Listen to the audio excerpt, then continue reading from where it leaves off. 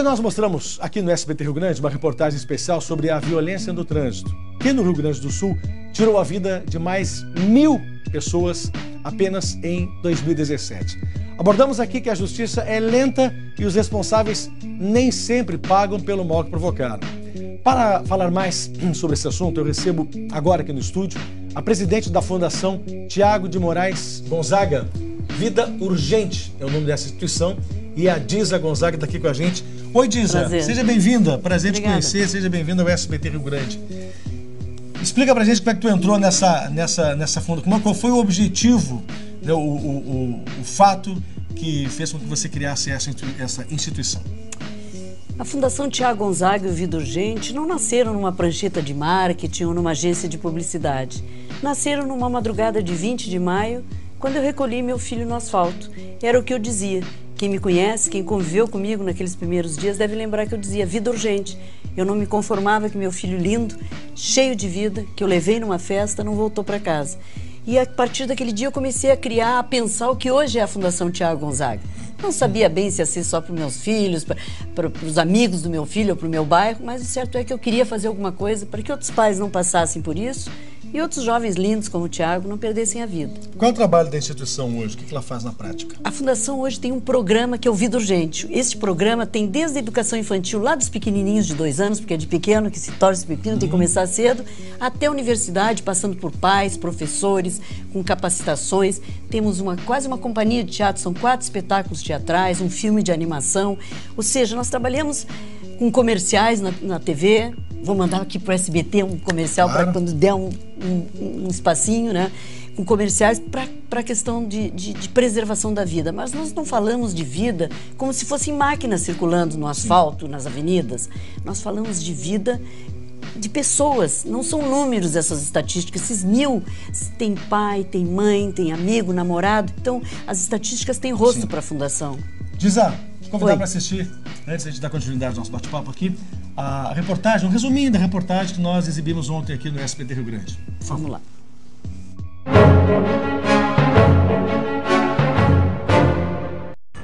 Às 6 horas da tarde, a mulher que aparece bebendo cerveja ao lado do colega corretor de imóveis é Nivana Miriam de Melo da Silva. Tudo acontece em um posto de combustíveis de Novo Hamburgo. Foram 4 horas de comemoração. Mais de uma dúzia de garrafas aparece na imagem. Visivelmente alterada, ela vai cambaleando até o carro, assume o volante e sai a uma velocidade de cerca de 100 km por hora dentro da cidade. Conseguiu dirigir por menos de 2 km.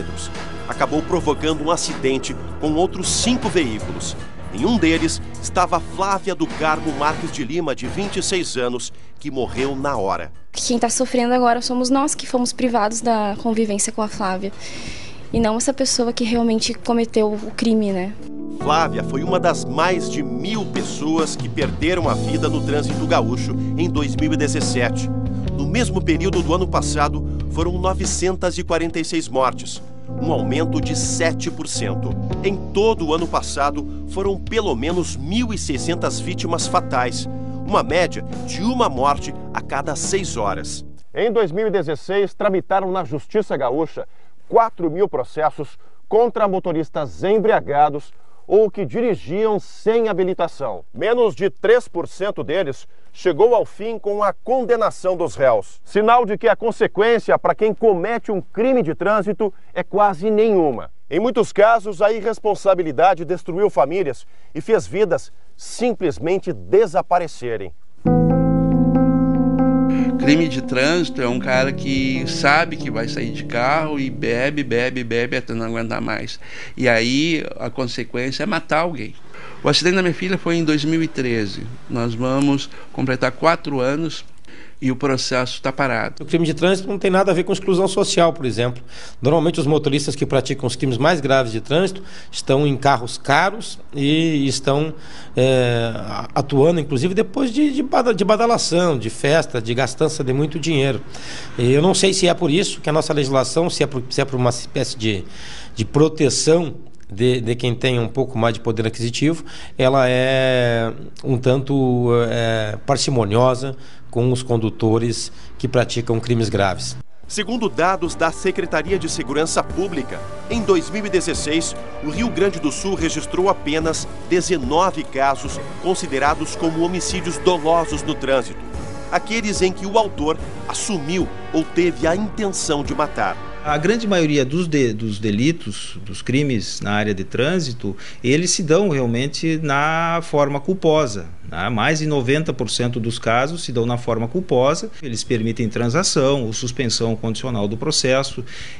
Mas é importante que todas as pessoas se apercebam que esses delitos estão tendo o devido encaminhamento, as devidas responsabilizações. A gente vai tentar até o fim fazer justiça. Não queremos vingança, nós queremos justiça.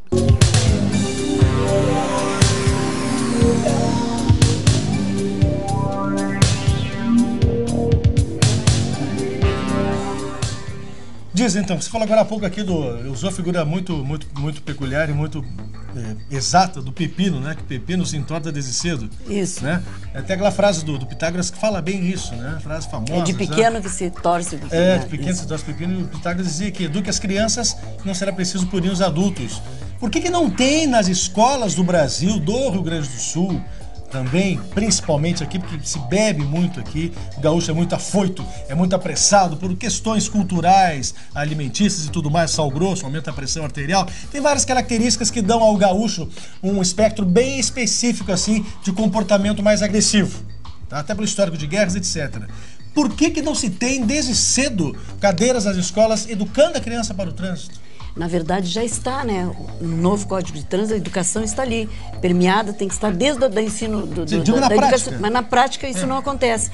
Então a Fundação tem cumprido esse papel de uma certa maneira, porque nem o Estado oferece às escolas a possibilidade de educação para o trânsito. Mas educação para o trânsito não é ensinar a atravessar no sinal, é preparar a criança para cuidar da vida. É quando for adulto, não beber antes de dirigir, pegar uma carona, não pegar uma carona furada, enfim, como pedestre, como passageiro, como skatista, como ciclista, né? Ensinar para a vida. E é isso que nós temos feito. Nós estamos com um projeto piloto agora com a Prefeitura de Viamão.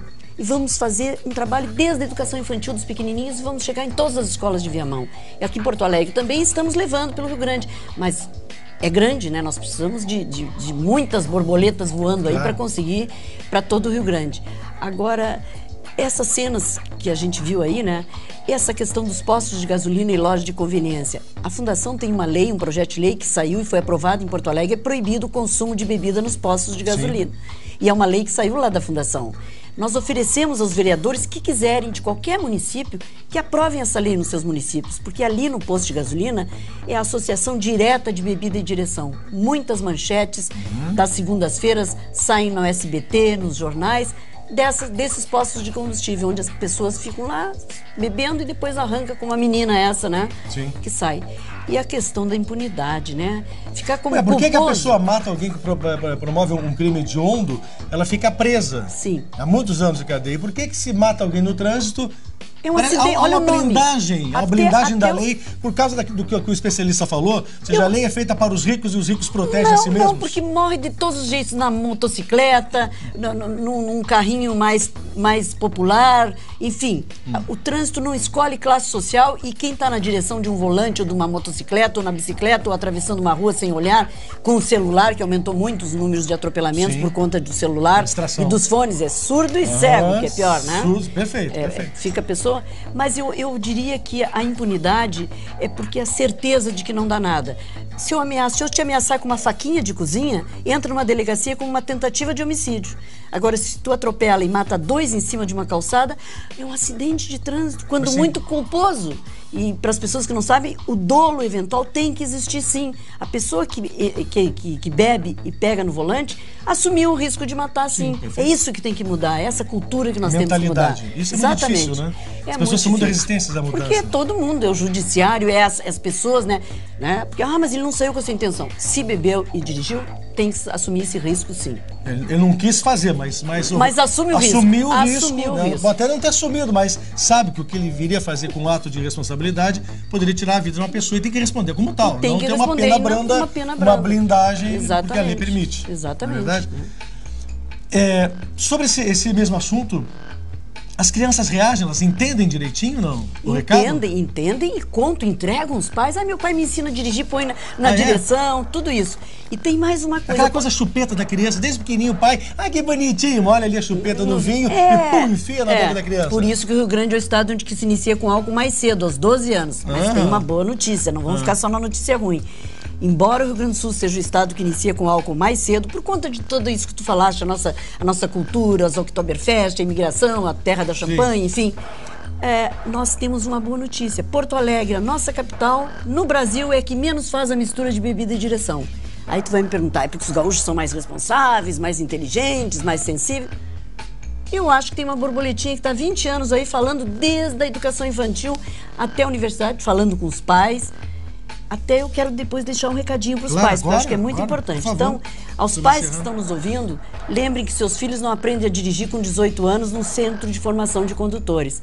Eles começam a aprender a dirigir quando vão no banco de trás, muitas vezes pulando, não estão na cadeirinha, vendo o pai parar no meio de uma viagem para almoçar e pedir uma cervejinha. Depois não adianta dizer para um cara com 18 anos, quando empresta o carro, não vai correr, não vai beber, se ele viu seu pai fazer isso, seus heróis.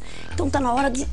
O exemplo vale mais do que 1000 palavras. O adulto prestar muita atenção naquilo que está passando de comportamento, né? Tinha um antigo ditado também, né? Faz o que eu digo, não faz o que eu faço. Não é por aí. A gente aprende pelo exemplo, não adianta, né? Então tem que ter bom exemplo. Tem que ter bom exemplo. Prazer, viu? Obrigado, tá? Obrigado, eu que agradeço. Pelo teu esclarecimento, sorte, sucesso no teu projeto, que é fundamental. Obrigado. Obrigado pela sua presença no SBT Rio Grande. Tá aí, né, pessoal? Aqui, ó, entrevista de quem sofreu como parente, como mãe, perdeu alguém querido por acidente de trânsito.